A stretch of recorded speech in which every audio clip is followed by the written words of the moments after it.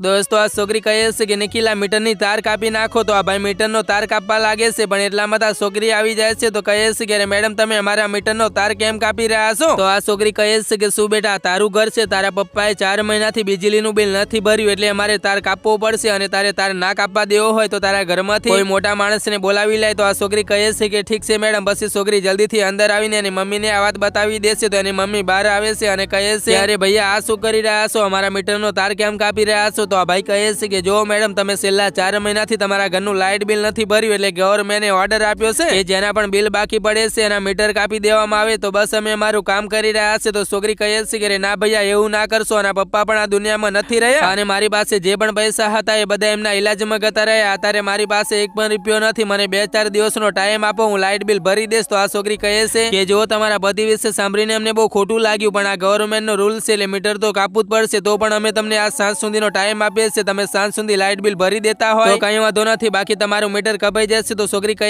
છે કે જી ધન્યવાદ. તો બસ આ 2 જણા ત્યાંથી જતા રહેશે. પછી છોકરી કહે છે કે હવે તો લાગે છે કે હવે તો આપણે લાઇટ વગર જ રહેવું પડશે, આટલા બધા પૈસા કઈથી લાવીશું? તો આ છોકરી કહે છે કે મમ્મી આપણે એક કામ કરીએ, મારા કાકા પાસે મદદ માંગીએ. તો એની મમ્મી કહે છે કે હા બેટા તું સાચું કહી રહેશે, તારા કાકા જરૂર આપણી મદદ કરશે. પછી આ 2 માં દીકરી આ ભાઈના ઘરે આવે છે અને આ છોકરી બધી વાત એના દિયોરને બતાવે છે. તો આ બધું સાંભળ્યા પછી આ ભાઈની ભત્રીજીને ઘરની બહાર રમવા માટે કાઢી મૂકે છે અને એની ભાભીને બોલે છે કે ભાભી તમને જરા પણ શરમ નથી આવતી, દર વખત મું ઉઠાવીને પૈસા માંગવા આવી જાવ છો, મેં કોઈ થોડું ધર્મશાળા ખોલી રાખ્યું છે અને આ રીતે ઘણું બધું એની ભાભીને સંભળાવીને પૈસા આપ્યા વગર ઘરેથી કાઢી મૂકે છે. તો આ 2 માં દીકરી ઉદાસ થઈને એમના ઘરે આવી જાય છે. પછી થોડીક વાર પછી એક ભાઈ એમના ઘરે આવીને પૂછે છે કે શું મેડમજી આ રાકેશજીનું ઘર છે? તો છોકરી કહે છે કે હા એમનું જ ઘર છે અને હું એમની પત્ની છું, બોલો શું કામ હતું? તો આ ભાઈ બતાવે છે કે મેડમ તમારા પતિએ અમારી બેંકમાં FD કરાવી રાખી હતી અને એમની વેટ કરતા કરતા 1 અઠવાડિયું થઈ ગયું પણ એ આવ્યા નહીં, પણ જ્યારે મને ખબર પડી કે હવે આ દુનિયામાં નથી રહ્યા એટલે હું ખુદ પૈસા આપવા માટે આવી ગયો. તો છોકરી કહે છે કે પણ એમને તો મને ક્યારેય આ વાત નથી બતાવી. તો આ ભાઈ કહે છે કે મેડમ એ બધી મને નથી ખબર, લો તમે આ પૈસા પકડો. પછી આ ભાઈ પૈસા આપીને ત્યાંથી જતો રહેશે. તો આ છોકરી જેવી તા ખોલે છે તો એની અંદરથી તો ઘણા બધા પૈસા નીકળે છે. તો છોકરી બહુ ખુશ થઈ જાય છે અને સાંજે પૈસામાંથી લાઇટ બિલ પણ ભરી દેશે, પણ અસલમાં પૈસા એના પતિના નથી, કોઈ બીજાએ મોકલાવેલા છે. પણ એ તમે જોતા પહેલા એ અંબે માતા જે પણ કોઈ આજે આ વિડીયો પર એક લાઈક કરીને ચેનલને સબસ્ક્રાઇબ કરીને ઘરમાં કોઈ દિવસે ધનની કમી ના રહેવા દેતા અને કોમેન્ટની અંદર જય માતાજી જરૂર લખી દે. અસલમાં લાઇટ વાળી છોકરીએ આ રીતે એની મદદ કરી હોય છે, કેમ કે એને એવું તો ના લાગે કે મારી પર કોઈ એહસાન કર્યું છે.